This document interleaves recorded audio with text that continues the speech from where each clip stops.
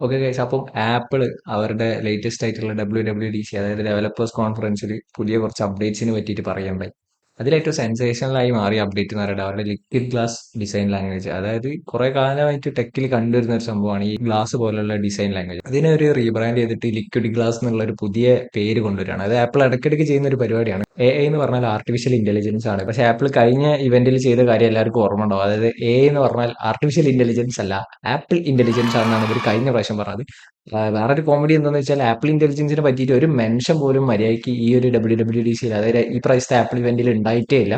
ഈ പ്രാവശ്യം മെയിൻലി ഇവർ ഈ ഗ്ലാസ് ഡിസൈൻ ലാംഗ്വേജ്, അതായത് ലിക്വിഡ് ഗ്ലാസ് എന്നാണ് ഇവർ ഇതിനെ വിളിക്കുന്നത്, ഈ ഒരു സംഭവത്തിനെ പറ്റിയിട്ടാണ് കൂടുതൽ സംസാരിച്ചിട്ടുണ്ടായത്. ഈ ഗ്ലാസ് ഡിസൈൻ ലാംഗ്വേജ്, അതായത് ഈ ലിക്വിഡ് ഗ്ലാസ് പോലത്തെ ഡിസൈൻ ലാംഗ്വേജ് കുറച്ച് കാലം മുന്നേ വിൻഡോസ്, അതായത് മൈക്രോസോഫ്റ്റ് വിൻഡോസ് വിസ്റ്റയിൽ കൊണ്ടുവന്നിട്ട് പണ്ടാറടങ്ങി പോയ ഒരു ഡിസൈൻ ലാംഗ്വേജ് ആണ്. One of the waste Windows versions എന്ന് വിശേഷിപ്പിക്കപ്പെടുന്നതാണ് ഈ വിൻഡോസ് വിസ്റ്റ. അതായത് വളരെ ബുദ്ധിമുട്ടായിരുന്നു അത് നോക്കാൻ. ആപ്പിളിന്റെ ഇപ്പോഴത്തെ ഒരു UI കണ്ടാൽ എനിക്ക് ഫസ്റ്റ് ലുക്കിൽ തോന്നിയൊരു കാര്യം എന്ന് വെച്ചാൽ വളരെ ബുദ്ധിമുട്ടാണ്. വെച്ചാൽ കണ്ണിന് ഭയങ്കര സ്ട്രെയിന് തരുന്ന രീതിയിലുള്ള ഒരു ഡിസൈൻ ലാംഗ്വേജ് ആണ്.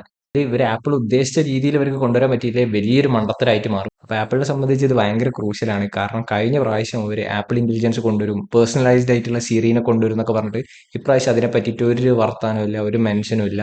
പിന്നെ കഴിഞ്ഞ പ്രാവശ്യത്തെ AI കണ്ടിന്യൂഷൻ എന്നുള്ള രീതിയിൽ കുറച്ച് ഫൗണ്ടേഷണൽ മോഡൽസ് ഡെവലപ്പേഴ്സിന് ആക്സസ് കൊടുക്കും. അതായത് ആപ്പിൾ തന്നെ ChatGPT ഒക്കെ പോലെ തന്നെ കുറച്ച് മോഡൽസ് ഡെവലപ്പ് ചെയ്തിട്ടുണ്ട്. അതിന്റെ ആക്സസ് ഡയറക്ട്ലി ആപ്പിളിൽ ആപ്സ് ഉണ്ടാക്കാൻ പോകുന്ന ഡെവലപ്പേഴ്സിന് ആപ്പിൾ കൊടുക്കും via the Swift programming language. പക്ഷെ ആപ്പിൾ ഇന്റലിജൻസ്, അതായത് കഴിഞ്ഞ പ്രാവശ്യം ഒരു ഭയങ്കര വലിയ സംഭവമാക്കി പറഞ്ഞിരുന്ന ആപ്പിൾ ഇന്റലിജൻസിനെ പറ്റിയിട്ട് ഒരു മെൻഷനും ഇല്ല. അത് എന്താവും എന്നുള്ള അതിന്റെ ഫ്യൂച്ചറിനെ പറ്റിയിട്ട് ഒന്നും ആപ്പിൾ പറയുന്നില്ല. അവർ മെയിനായിട്ട് സ്ട്രെസ് ചെയ്തിട്ടുള്ളത് ഈ ഒരു പുതിയ ഡിസൈൻ ലാംഗ്വേജിനെ പറ്റിയിട്ടാണ്. വേറൊരു ഇമ്പോർട്ടൻസ് സംബന്ധിച്ചാൽ എല്ലാ OS വേർഷൻസും ഒരേ വേർഷൻ നമ്പറിലായിരിക്കും ഇനി മുതൽ മുന്നോട്ട് പോകുക. അതായത് iOS, macOS, WatchOS, tvOS അങ്ങനെയുള്ള എല്ലാ ആപ്പിളിന്റെ ഡിഫറെന്റ് ഡിവൈസസിന് വേണ്ടിയിട്ട് ആപ്പിൾ കൊടുക്കുന്ന OSs, അതായത് ഓപ്പറേറ്റിംഗ് സിസ്റ്റംസ് എല്ലാം ഇനി മുതൽ വ്യത്യസ്തമായിട്ടുള്ള വേർഷൻ നമ്പറിലല്ല. സത്യം പറഞ്ഞാൽ WatchOS ഒക്കെ വേർഷൻ 2 ഒക്കെ ഇറങ്ങിയിട്ടുണ്ടായിരുന്നുള്ളൂ. iOS 18 ഒക്കെ ആയിരുന്നു ലാസ്റ്റ് ഉണ്ടായത്. ഇനി മുതൽ എല്ലാ OSകളും 26 എന്നുള്ള ഒരു നമ്പർ മുതലാണ് ആരംഭിക്കുക. അതായത് 2026 എന്നുള്ള രീതിയിലാണ് തോന്നുന്നത് ഇവർ 26 എന്നുള്ള, അതായത് WatchOS, macOS, iOS 26 എന്നാണ് ഇവർ പറയുന്നത്. Most probably 2025 September public launch. അത് അടുത്ത സെപ്റ്റംബർ വരെ ഈ OSകൾക്കൊക്കെ കാലാവധി, അല്ലെങ്കിൽ 2027 അടുത്ത OS വരിക. അപ്പം 26 എന്നൊരു പേരിടാനുള്ള കാരണം എന്ന് പറഞ്ഞാൽ 26 സെപ്റ്റംബർ വരെ ഈ ഒരു OS ആയിരിക്കും ആപ്പിളിന്റെ എല്ലാ മേജർ ഡിവൈസുകളിലും ഉണ്ടാവാൻ പോകുന്നത്. അതിനുശേഷമുള്ളൂ macOS അല്ലെങ്കിൽ iOS 27 വരെ ഉണ്ടാവുള്ളൂ. ലിക്വിഡ് ഗ്ലാസിനുള്ള ഒരു മെയിൻ ആയിട്ടുള്ള ഡ്രോബാക്ക് ഇൻ റിസർച്ച് എന്ന് മനസ്സിലായത് എന്താണെന്ന് വെച്ചാൽ ബാറ്ററി ലൈഫും പെർഫോമൻസ് കോസ്റ്റും ഭയങ്കരമാണ് പുതിയ ഈ macOS അല്ലെങ്കിൽ iOS 26-ന്. പഴയ ഡിവൈസുകളിൽ സപ്പോർട്ട് ഇല്ല.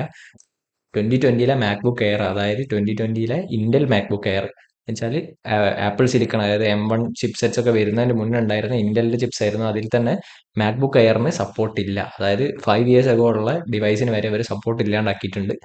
സത്യം പറഞ്ഞ ഒരു മോശപ്പെട്ട കാറാണ്. പക്ഷേ ഈ ഒരു OS റൺ ചെയ്യണമെങ്കിൽ അത്രയും പെർഫോമൻസ് ഇന്റൻസീവ് ആണ്, അതായത് അത്രയും റിസോഴ്സസ് എടുക്കുന്നതുകൊണ്ടായിരിക്കും ഇവർ അങ്ങനെ ചെയ്തിട്ടുണ്ടാവുക. അതിനർത്ഥം അത്ര തന്നെ ബാറ്ററി ലൈഫിൽ ഒരു ഇമ്പാക്ട് ഉണ്ടാവും. പക്ഷെ ഇപ്പം എന്ന് പറഞ്ഞാൽ ആപ്പിൾ ലൈഫിന് അത്യാവശ്യം നല്ല ബാറ്ററി ലൈഫ് കിട്ടുന്നുണ്ട്. അതിൽ ചെറിയൊരു പെർസെന്റേജ്, അല്ലെങ്കിൽ എത്രത്തോളം ഇമ്പാക്ട് വരും നമുക്ക് പറയാൻ പറ്റില്ല. അതിപ്പം പുതിയ അല്ലെങ്കിൽ പബ്ലിക് ബേറ്റ അല്ലെങ്കിൽ ഡെവലപ്പർ വേർഷൻസ് ഒക്കെ ഇങ്ങനെ ഇറങ്ങി ആൾക്കാർ ടെസ്റ്റ് ചെയ്തിട്ട് അതിന്റെ ഡീറ്റെയിൽസ് ഇട്ടാൽ മാത്രമേ നമുക്ക് പറയാൻ പറ്റുള്ളൂ. പക്ഷേ പെർഫോമൻസ് കോസ്റ്റും ബാറ്ററി ലൈഫ് കൺസേൺസും അസൈഡ് ആയിട്ട് വെക്കുകയാണെങ്കിൽ കൂടെ ആപ്പിളിന്റെ iOS നമുക്ക് വളരെ യൂസർ ഫ്രണ്ട്ലിയും അതുപോലെ തന്നെ നമുക്ക് ലുക്ക് ആൻഡ് ഫീൽ വളരെ നല്ലതാണ് എപ്പോഴും ഉണ്ടാവില്ല. പക്ഷെ ഇപ്രാവശ്യം വളരെ ഒരു മോശം UI ഡിസൈൻ ആണ് ആപ്പിൾ ചൂസ് ചെയ്തിട്ടുള്ളത്. മേ ബി ആപ്പിൾ ആയതുകൊണ്ട് അവർ ഇംപ്രൂവൈസ് ചെയ്യായിരിക്കും, അവരുടെ പ്രോമിസസ് ഡെലിവർ ചെയ്യും. പക്ഷെ 2-3 കൊല്ലമായിട്ട് ആപ്പിളിന്റെ പ്രോമിസസ് അവർ ഡെലിവർ ചെയ്തിട്ടില്ല. അതുകൊണ്ട് തന്നെ ആപ്പിളിന് ഭയങ്കര ക്രൂഷ്യലാണ് ഈ ഒരു ടൈമിൽ ഡെലിവർ ചെയ്തേ പറ്റൂ. അപ്പോൾ വീഡിയോ ഇഷ്ടപ്പെടുകയാണെങ്കിൽ ചാനൽ സബ്സ്ക്രൈബ് ചെയ്യാനും ലൈക്ക് ചെയ്യാനും മറക്കണ്ട. അടുത്തൊരു വീഡിയോയിൽ കാണുന്നവരെ ഗുഡ് ബൈ.